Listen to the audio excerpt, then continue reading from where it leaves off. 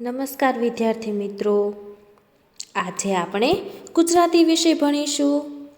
ધોરણ 1 વિષય ગુજરાતી. ગુજરાતીમાં આગળ આપણે એકમ 9 કે પોપટે ખાધી પાકી કેરી જે આપણે શીખી ગયા ને બાળકો? તેના આપણે સવાલ જવાબ પણ જોયા. તો હવે આપણે એનાથી આગળ ભણીશું. જેમાં એકમ 10 જેનું નામ છે વડદાદા. જુઓ બાળકો, આ શાનું ચિત્ર છે? જોયું છે તમે ક્યારે આ ઝાડ? શાનું છે જુઓ તો. શાનું છે? વડનું. વડનું ઝાડ કેવું હોય તો કે તેને નીચે વડવાઈ એટલે કે વડવાઈ લટકતી હોય છે અને તેમાં લાલ કલરના ફળ આવે છે, જેને શું કહેવાય? ખબર છે કોઈને? શું કહેવાય? ટેટા. આપણે દેશમાં અથવા તો ગામડે જઈએ તો ત્યાં ઘણા વડના ઝાડ હોય ને બાળકો? તેની નીચે વડવાયું પણ લટકતી હોય છે અને વડનું થડ કેવું હોય? જાડું. જુઓ, તમને ચિત્રમાં પણ દેખાય છે. કેવું થડ છે તેનું? જાડું છે ને બાળકો? તો વડનું થડ જાડું હોય અને તેની વડવાયું હોય અને તેમાં ટેટા એટલે કે વડનું એક પ્રકારનું ફળ હોય છે, જેને શું કહેવાય? ટેટા કહેવાય છે. જુઓ, દાદાજી અને તેના 2 પૌત્રો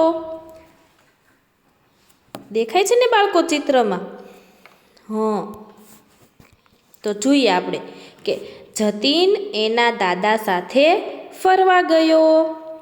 હવે જતીન નામનો એક છોકરો છે જે તેના દાદાજી સાથે ફરવા જાય છે. ગામના પાદરે એક મોટું ઝાડ તેણે જોયું.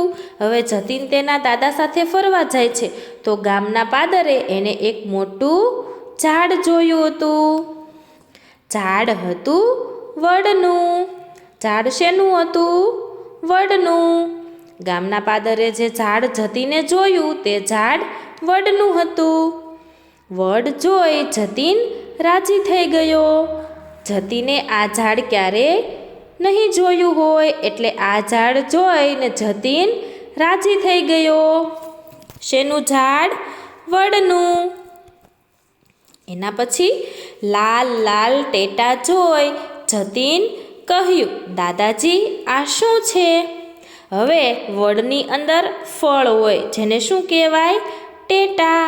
તો જતીન છે એ આ ઝાડ પર ટેટા જોઈ ગયો અને એને જોઈ અને તેને દાદાજીને સવાલ કર્યો કે દાદાજી આ શું છે? તો તેના દાદાજીએ કહ્યું કે આ વડદાદાનું ફળ છે. દાદાજીએ તો વડલો જોયેલો જ છે એટલે દાદાજીને આ ફળની ખબર હતી. એટલે દાદાજીએ જતીનને શું કહ્યું કે બેટા આ વડદાદાનું ફળ છે. જતીન દાદાના ખભા ઉપર બેસીને પાન જોવા લાગ્યો. હવે જતીન છે એ નાનો હતો, બાળક હતો એટલે તે દાદાજીના ખભા ઉપર બેસી ગયો અને બેસીને તે વડના પાન જોવા લાગ્યો.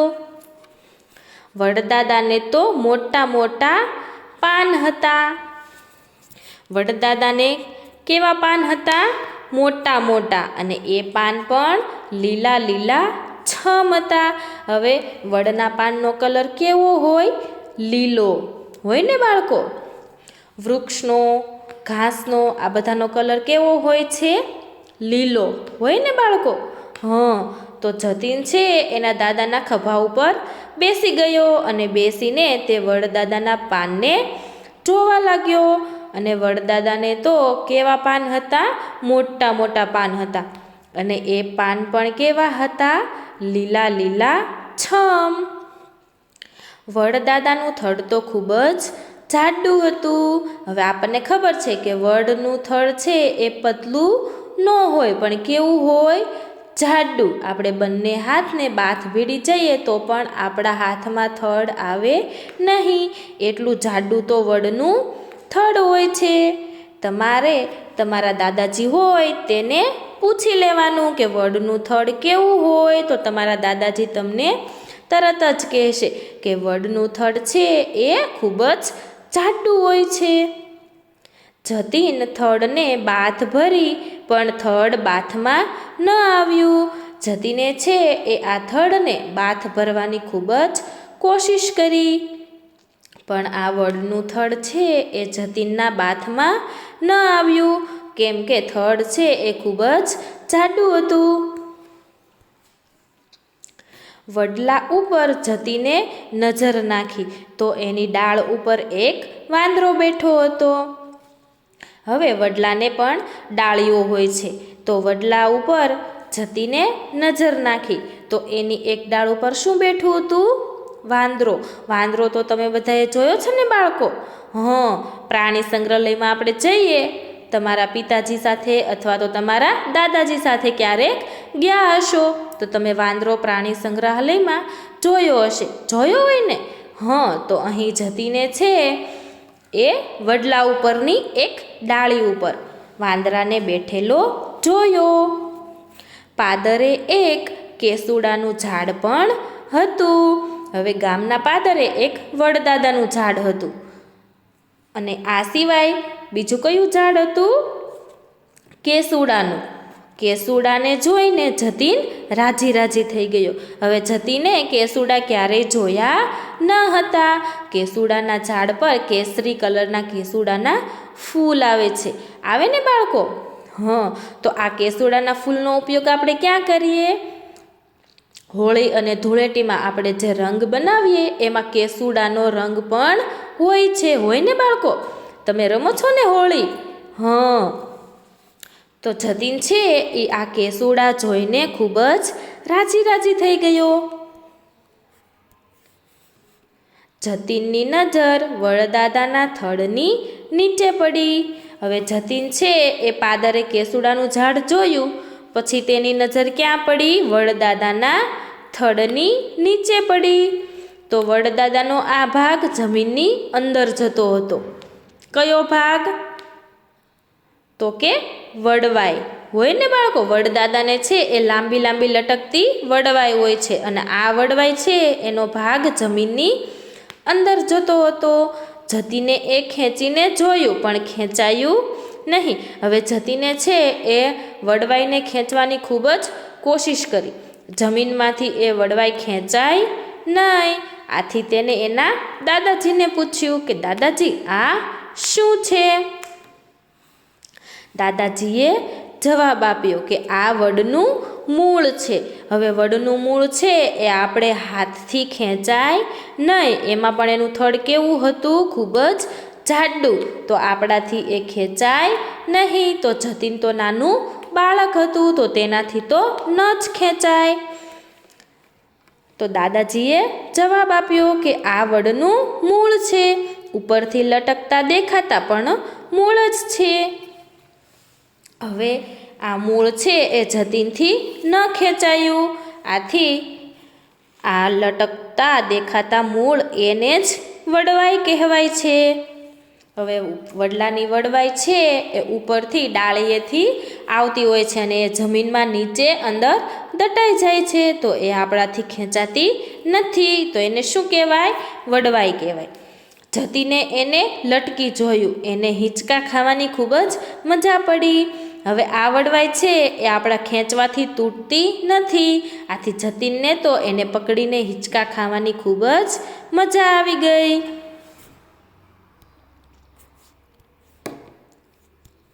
હવે જુઓ, આપણે આ વડદાદાનો પાઠ જોયો, તો હવે આપણે એના કેટલાક શબ્દો કે જે આ વડદાદા પાઠમાં જેટલા શબ્દો આવે છે એ શબ્દો આપણે જોવાના છે. અને તમારે બાળકો ઘરે ઘરકામની બુકમાં લખતા પણ શીખવાનું છે. તો જોઈએ કે આ પાઠમાં છે પાદરે શબ્દ આવી ગયો ને બાળકો? ગામના પાદરે એક વડનું ઝાડ હતું, તો તેમાં પાદરે શબ્દ આવી ગયો. એ પછી વડદાદા. તો બાળકો આ એકમ 10 જેનું નામ જ છે વડદાદા. એના પછી લીલાછમ. તો આ શબ્દ ક્યાં આવ્યો? તો કે વડના પાન છે એ કેવા હતા? લીલા લીલા છમ. એના પછી બાથ. તો કે બાથ શબ્દ જતીને વડના મૂળને બાથ ભરવાની કોશિશ કરી, થડને, એટલે થડ છે એ જતીનના હાથમાં ન આવ્યું. એના પછી કેસુડા. હવે ગામના પાદરે વડનું તો ઝાડ હતું જ, પણ બીજું શેનું ઝાડ હતું? કેસુડાનું હતું ને બાળકો? એના પછી વડવાઈ. તો વડવાઈ શબ્દ ક્યાં આવ્યું? કે જે વડનો લટકતો જે ભાગ જમીનની અંદર છે એને શું કહેવાય?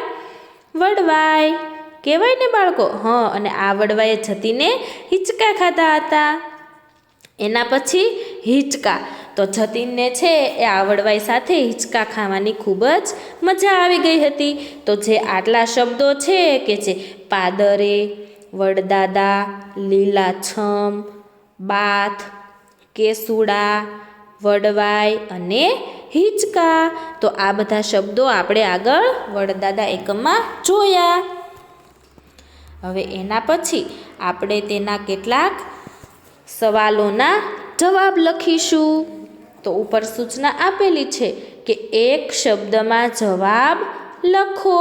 હવે આપણને અહીં કેટલાક સવાલો આપેલા છે જેના આપણે એક શબ્દમાં જવાબ આપવાના છે. આપણે આગળ એકમ જોઈ ગયા, એના ઉપરથી કેટલાક પ્રશ્નો છે, તો તેના જવાબ તમારે જાતે લખવાના છે. તો જુઓ, તો પ્રશ્ન પહેલો છે કે તમે કયા કયા ઝાડ જોયા છે? હવે બાળકો તમે ઝાડ તો જોયા જ હશે, અને જે ઝાડ જોયા હશે તેના નામની પણ તમને ખબર જ હશે. હોય ને બાળકો? જોયા છે ને તમે ઝાડ? તો તમે જે ઝાડ જોયા હોય તેના નામ તમારે અહીં લખવાના છે. તો અહીં જવાબમાં મેં લખેલું છે કે વડ, આંબો અને લીમડો. હવે વડનું ઝાડ તો તમે અમુકે જોયું હશે અને અમુકે ન પણ જોયું હોય. પછી આંબો. આંબા પર શું આવે? કેરી આવે ને બાળકો? કેરી તમને ભાવે ને? તો આંબા પર કેરી આવે છે. આંબાનું ઝાડ પણ તમે ક્યાંક જોયું જ હશે. અને લીમડો. લીમડો તો આપણે જોયો જ છે. રસ્તા ઉપર ગમે ત્યાં લીમડાનું ઝાડ હોય જ છે. એના પછી બીજો પ્રશ્ન છે કે કેરી, જામફળ, બોર આ બધાને શું કહેવાય? હવે કેરી છે તો તેને શું કહેવાય બાળકો? ફળ કહેવાય ને? કેરી છે એ ફળનો રાજા છે, તો આપણે કેરીને શું કહેશું? ફળ. એવી જ રીતે જામફળ પણ ફળમાં આવે છે અને બોર પણ ફળમાં જ આવે છે. તો કેરી, જામફળ અને બોર આ બધા ફળ છે. એના પછી પ્રશ્ન 3 કે ઝાડનો કયો ભાગ લીલોછમ હોય છે? આપણે આગળ જોયું. શું જોયું બાળકો? કે વડના પાન લીલા લીલા છમ હોય છે. જોયું ને? તો અહીં જવાબમાં શું આવશે? પાનનો. પાનનો ભાગ કેવો હોય છે? લીલો લીલો છમ.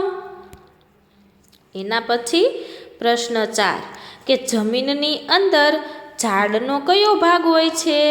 આપણે જોયું કે જમીનની અંદર ઝાડનો એ ભાગ દટાઈ ગયો હોય છે કે જેને જતીને બહાર કાઢવાની ખૂબ જ કોશિશ કરી, પરંતુ તે ખેંચાયો નહીં. તો તેને શું કહેવાય બાળકો?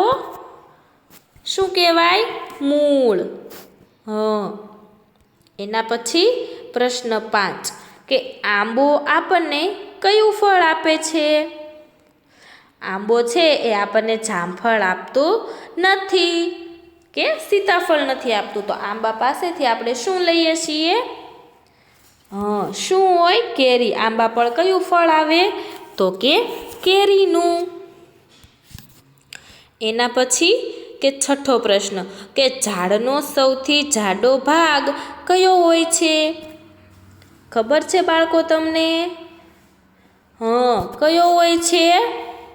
થડ. જતીને છે એ વડના થડને બંને બાથમાં લેવાની ખૂબ જ કોશિશ કરી, પરંતુ ઝાડનું થડ છે એ જતીનની બાથમાં ન આવ્યું, એટલે એ ભાગ સૌથી જાડો હોય છે. તો અહીં જવાબમાં શું આવશે? થડ. થડનો ભાગ છે એ ખૂબ જ જાડો હોય છે. એના પછી પ્રશ્ન 7 કે થડમાંથી જુદા પડતા ફાંટાઓને શું કહેવાય? હવે બાળકો, થડ છે એમાંથી જે અલગ અલગ બધા છે એ ફાંટા પડતા હોય છે, અલગ અલગ ડાળીઓ હોય ને બાળકો, તો એને શું કહેવાય? ડાળી. આપણને ખબર છે કે વૃક્ષ હોય એને બધાને ડાળી તો હોય જ છે, અને આ ડાળી ઉપર પાન આવેલા હોય ને બાળકો? તો અહીં થડમાંથી જે જુદા જુદા ફાંટા પડે છે એ દરેકને શું કહેવાય? ડાળી. એના પછી પ્રશ્ન 8 કે તમે ક્યાં ક્યાં ફૂલ જોયા છે? હવે જો આપણે આગળ જોયું કે તમે કયા કયા ઝાડ જોયા છે, તો વડ, આંબો, લીમડો આપણે જોયું. તો હવે એવી જ રીતે અહીં તમે કયા કયા ફૂલ જોયા છે? હવે અલગ અલગ ઝાડ ઉપર અલગ અલગ પ્રકારના ફૂલો આવતા હોય છે. તો તમને જે જોયા હોય ફૂલો અને નામ આવડતા હોય એવા ફૂલોના નામ તમારે અહીં લખવાના છે. તો અહીં જવાબમાં આવશે ગુલાબ, મોગરો. પછી તમારે લખવાનું તમે જે જોયા હોય. ચંપો છે, કમળ છે, જાસૂદ છે, બારમાસી છે.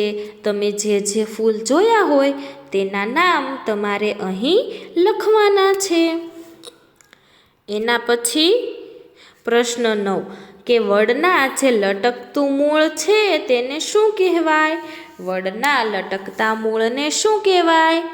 આપણે આગળ જોયું, જતીને આ સવાલ તેના દાદાજીને પૂછ્યો હતો કે વડનો જે ભાગ લટકતો છે અને જે ભાગ જમીનની અંદર ફસાયેલો છે તો તેને શું કહેવાય? વડવાય. કહેવાય ને બાળકો? આ વડવાએ જતીને હિંચકા ખાધા હતા, જેને હિંચકા ખાવાની જતીને ખૂબ જ મજા પડી ગઈ હતી. તો બાળકો, આ હતો એકમ 10 પાઠ, જે વડદાદા કે જતીન છે એ એના દાદાજી સાથે ફરવા જાય છે અને ગામના પાદરે એક વડદાદાનું વૃક્ષ જોવે છે, અને જતીને આ વૃક્ષ ક્યારેય જોયું હોતું નથી. આથી જતીન છે એ તેના દાદાજીને સવાલ કરે છે કે આ ઝાડ શેનું છે? તો કે એના દાદાજી જવાબ આપે છે કે આ ઝાડ વડનું છે. અને પછી જતીન છે એ જુદા જુદા એના મનમાં જે સવાલો આવે છે એ પૂછે છે. વડના લટકતા મૂળને વડવાઈ કહેવાય, અને વડ છે એનો સૌથી જાડો ભાગ છે એને થડ કહેવાય છે. એના પાન હોય એ લીલા લીલા છમ હોય છે, અને વડની અંદર જે ફળ આવે છે એને ટેટા કહેવાય છે. તો આપણે આ બધું જોયું. હવે બાળકો, તમે ક્યારેક તમારા ફેમિલી સાથે અથવા તો તમારા દાદા દાદી કે પપ્પા સાથે કે મમ્મી સાથે જ્યારે પણ જાઓ અને વડનું ઝાડ દેખાય તો તમારે જોવાનું છે કે વડનું ઝાડ કેવું હોય છે. થેન્ક યુ બાળકો.